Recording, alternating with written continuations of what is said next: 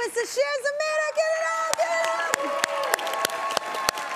For most students, studying poetry can be a chore, but a revolutionary curriculum is changing all of that. It's called Get Lit, and it uses poetry to empower and connect students. The results have been staggering. In fact, 100 schools in California and the U.S. are already using it, and it's been honored by the Library of Congress. Okay. On top of all that, many students who graduate from Get Lit says it's transformed their lives. Here to explain is the creator of Get Lit, Diane Louvillain, along with two students who used the program, Sierra Leone and Jason. Give it up for them.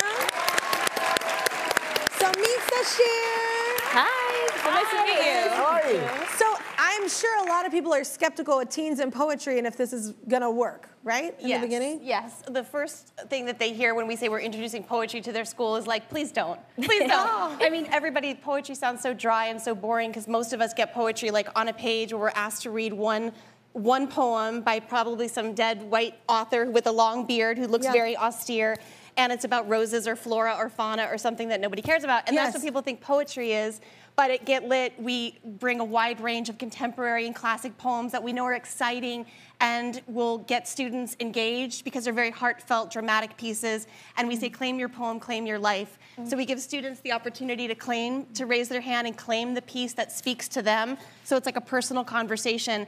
And it's interactive. They memorize it, they perform it, and then they write responses back to it that they perform as well. So it gets you on your feet. I love that. It connects everyone.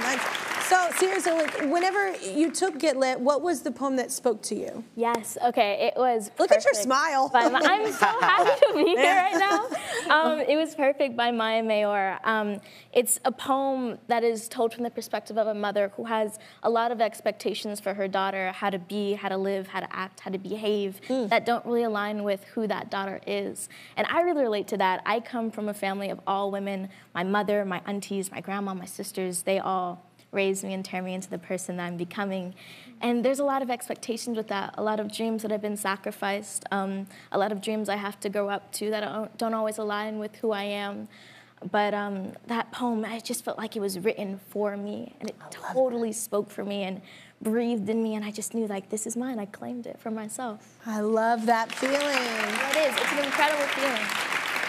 So what did you choose? I chose A Dream Lies Dead by Dorothy Parker.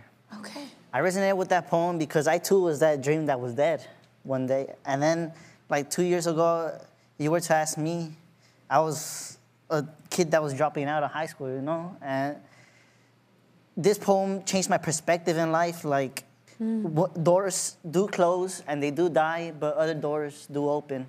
And I feel like that poem changed my life for the better. I agree. There is this, it's so interesting.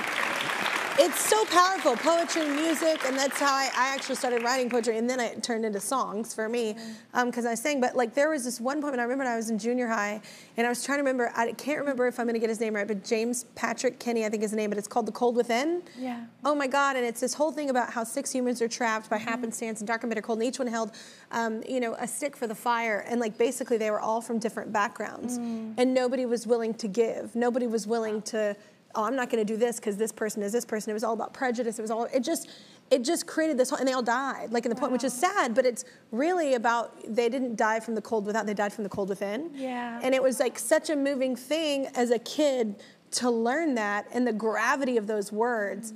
And, you know, a kid growing up in the, you know, South in Texas, like, no, I don't know, it's just not a normal thing to get to talk about stuff like that. So the fact that that poem, like my English teacher brought that, I think it was Miss Meek, she brought that poem like into my existence. It changed like me as a writer, as a person, you know, my character, like everything kind of flourished after that. So I totally relate to this. I know like some of your poets are now like making waves in Hollywood right now, right? Yeah, so many of our poets, they started 16 years ago, so to watch poets go from freshman to graduating to college, and it's like, it's wonderful to have this experience in high school, and I feel like it's changing, it's life-changing and life-saving to find this kind of work, and then to but actual work experience and connections and building portfolios is so important. So we've had 2 films come out, and our poets opened Sundance. 27 of our poets co-wrote and co-starred in a movie called Summertime, which opened Sundance. Jason's in a documentary that follows him that opens Santa Barbara. A lot of our writers, our poets end up in writers' rooms. So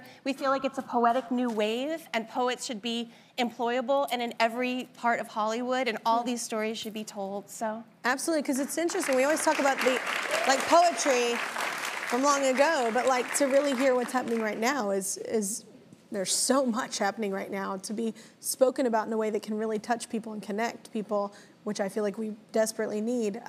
Well, we can't have Sierra Leone and Jason here and not hear a little of their poems from Get Lit. So, Sierra Leone, will you do a little of yours? Yeah, sure. This is a poem that I wrote a couple months ago, but still workshopping it. Currently, it's titled Melodramatic Mad Girl Musical, Wow Wow Bow Wow, Edgy Black Nails and a Wolf Cut. You should make it longer. I think I should make it even longer, yes. I love it. The line goes, I thought if I watched enough movies about life, I'd be able to make a movie out of mine, but I'm stuck in this time where nothing is happening.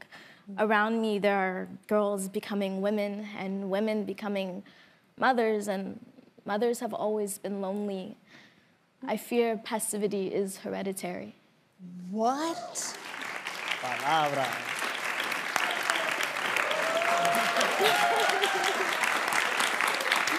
We got snaps. Everybody's so great. What? And I was like, I'm fine. I was okay. I'm fine. That was beautiful. Yeah, I'm just gonna grab this. It's fine. So Jason, is yours a happy one? I don't know about that one. That cut me. That one cut me. That was so rude and beautiful at the same time. Oh my gosh, that was so beautiful, and you're so young to have that. Okay. I kind of want to hear the whole poem now. Jason, yeah, I don't know if I could take it right now, actually, Jason. Wait, let me hear some of yours. All right. It's an excerpt from Mi Vida Loca. Okay. I'll give you a little preview. From Big Lung Doña Consuelo, with her nightgown and pantuflas. Shout out to her for selling chips, to try and make ends meet. My hood was home of the most crooked cops and the craziest cracked pots, where anything could take a sharp turn from Palatero's ice cream to broken families in the time it takes to pop open a juice box. Oh my gosh. Come on. You're crazy. I just have to ask, do you get the same, the only way I can really is as a songwriter, it is literally how I get through my problems, issues, hurdles. Is that kind of how I'm kind of sensing that's how you use your poetry, right? Yeah, my story, I incorporate comedy as well, because sometimes... Oh, please do, or we'll just all be crying. Yeah. Just a little comedy goes a long way. It goes a long way, yeah. But it's amazing, though, that, you're just able to tell your story in a way that keeps people so captivated, and also it's just so thought-provoking, and how you... People that are wordsmiths like that, I love that. Oh, it's just a beautiful thing. Yeah. I wouldn't put me in the same category at all. I'm weeping. So the written word can be a powerful tool to motivate today's youth to raise their voices, setting them on the path to becoming tomorrow's leaders. And we need great leaders, y'all. That's why Scholastic is donating $5,000 to Get Lit to help out. I love Scholastic. I remember getting those in school. I was like, Mom, I want this one, I want this one, I want this one. She was like, pick one. Well, thank you so much, everybody. That was so beautiful. Thank you for what you're doing for all the youth. This is so cool.